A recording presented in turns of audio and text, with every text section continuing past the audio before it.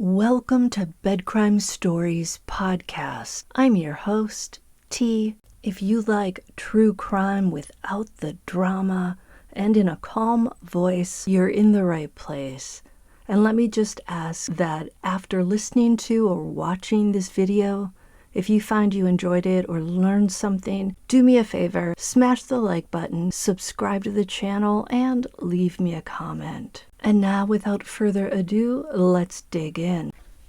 In the annals of true crime's most heartbreaking and disturbing cases, the Delphi case is right up there. Teenagers Libby German and Abby Williams were out taking a walk along the Monon High Bridge Trail in Delphi, Indiana, on an unseasonably warm day in mid-February of 2017, when a man who's come to be known as Bridge Guy suddenly appeared on the Monon High Bridge. And this bridge really had no exit. You go across it, and then the only way back to the parking lot is to go back across the bridge. And because the man was on the bridge behind them, they had nowhere to go. The man walked swiftly, rapidly, and I'm assuming he did not have a smile on his face. He was such that he freaked the girls out, and then he flashed a weapon. And he said the words, "Guys, down the hill," forcing them down a steep embankment. If only the girls had had pepper spray or something, they could have turned on him and sprayed him. Abby and Libby were discovered the next day. Both had bled to death as a result of injuries to their necks. Defendant Richard Allen is currently on trial for the crime. During the trial, a lot of previously unknown information has come to light. Here is some of the most surprising information to come out of the trial so far. Number 1, both Abby and Libby sustained cuts to their necks that forensic pathologist Roland Core, an expert witness for the state, said he believes may have been caused by a box cutter.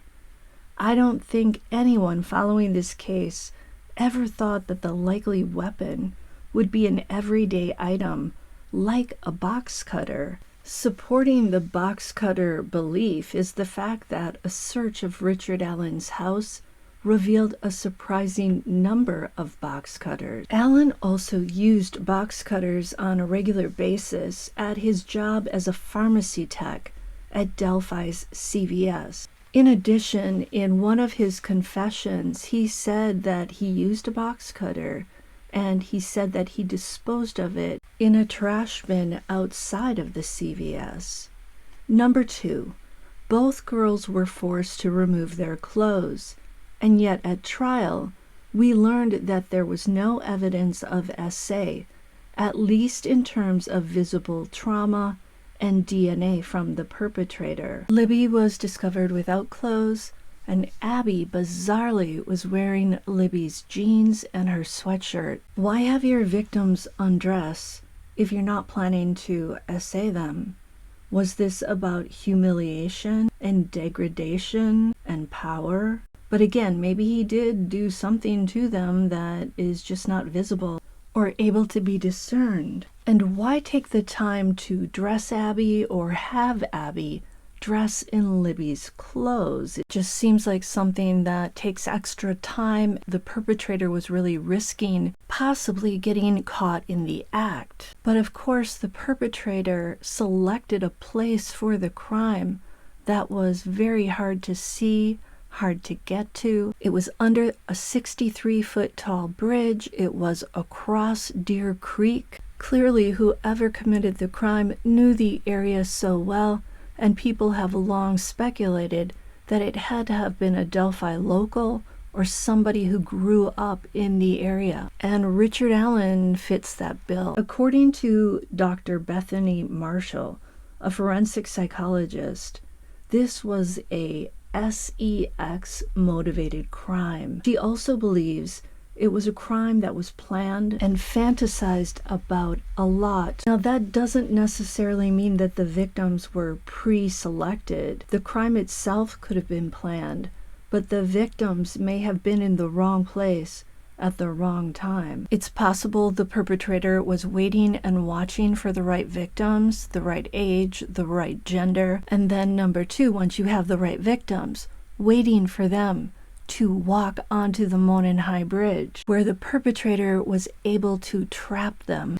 But it's equally possible that somehow the perpetrator had access to Libby and Abby's social media. One witness described seeing Bridge Guy standing on the Monenhai Bridge and looking as if he were waiting for someone. 3. When the girls were harmed by the sharp object, one of them likely watched the other one get hurt. To me, it seems like Abby was likely the first victim.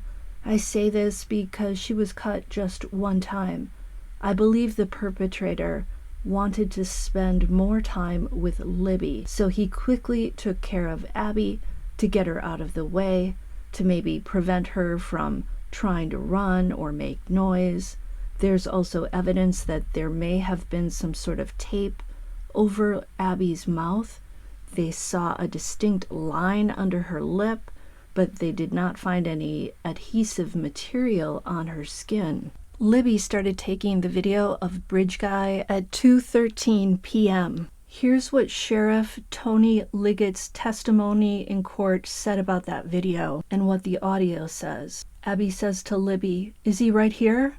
Abby, "Don't leave me up here." Libby, "See, this is the path." Libby whispers, "That be a G-U-N." Libby, "There is no path here. We have to go down here."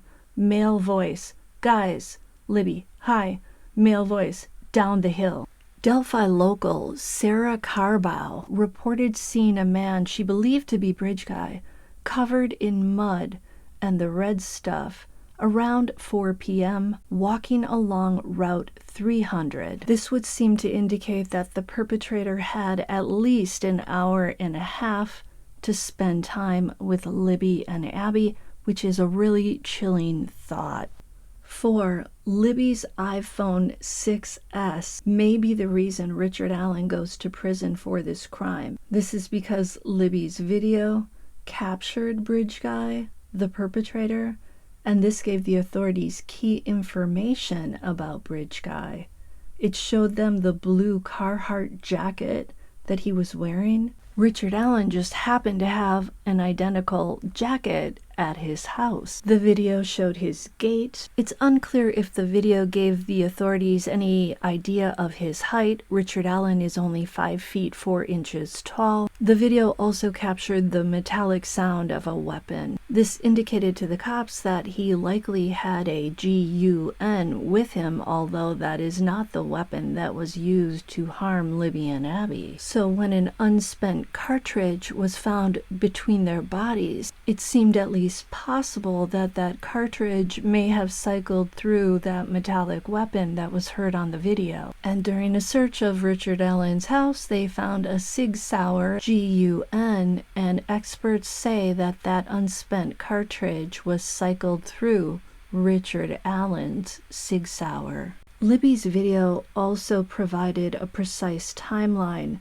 of when Bridge Guy forced Libby and Abby down the hill, which was at 2:13 p.m., and Libby's phone indicated that it stopped moving at 2:32 p.m., which would seem to indicate that that's when Libby stopped moving, which means that this is when the real nightmare would have started to unfold. The girls would have learned of the perpetrator's real intentions because he would have started barking orders at them. Where that phone stopped moving is where the crime scene was. The phone never left the crime scene. It also showed the change in altitude when Libby was forced down the hill. There is no indication that Libby's phone was ever turned off. That phone was found under Abby's body. It seems likely that the perpetrator did not realize that Libby had a phone and that she had videotaped him.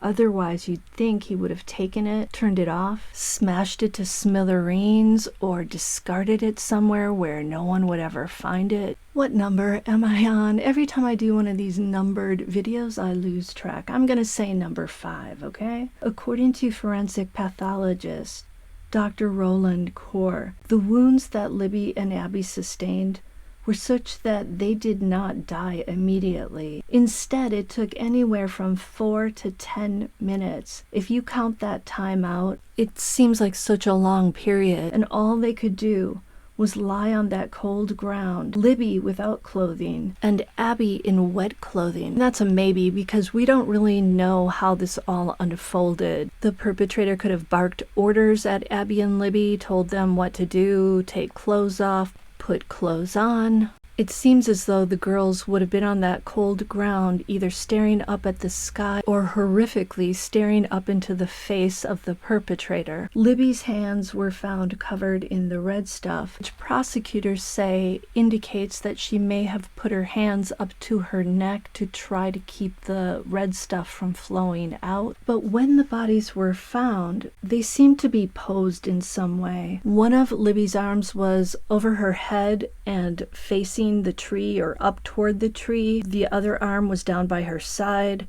Abby seemed to be in a position that she may have fallen in. One leg was bent, and under her body again was Libby's phone, and also there was a shoe there that belonged to Libby. Branches and or sticks were placed atop the bodies.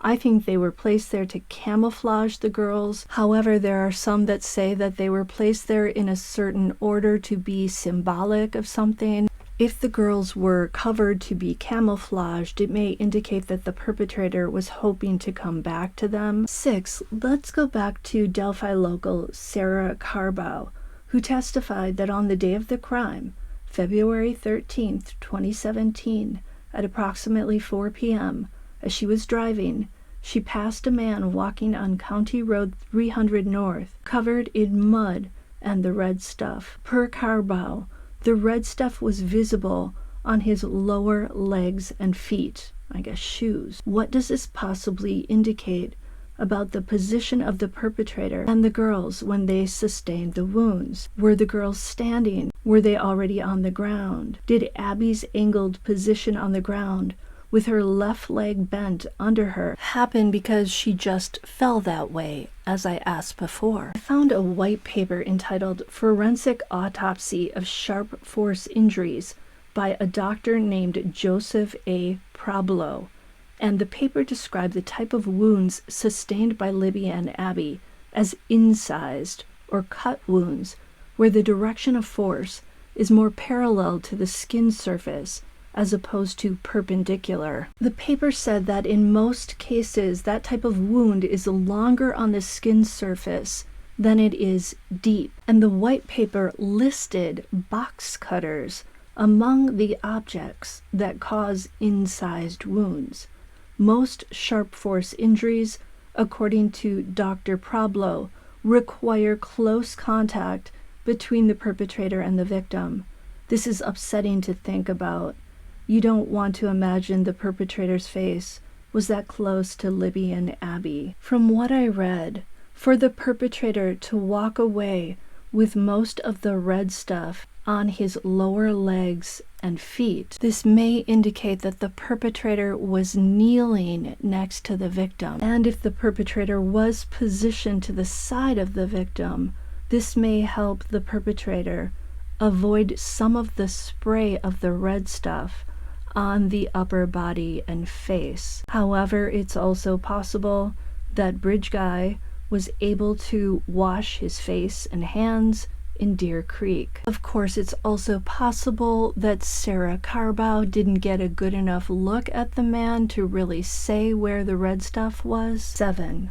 Defendant Richard Allen told Captain Dan Doolin of the Indiana Department of Natural Resources during an informal interview in a grocery store parking lot that he'd been on the Monon High Bridge on the day of the crime during the window of time when Libby and Abby were taken. When Allen spoke to Captain Dan Doolin in 2017, he told him that he was at the trails between 1:30 and 3:30 p.m. on February 13th. Allen also said that he went first to the Freedom Bridge, then to the Monon High Bridge. We also know that a vehicle that resembled Allen's 2016 Ford Focus was seen on the Hoosier Harvest Store video traveling toward the bridge at 1:27 p.m.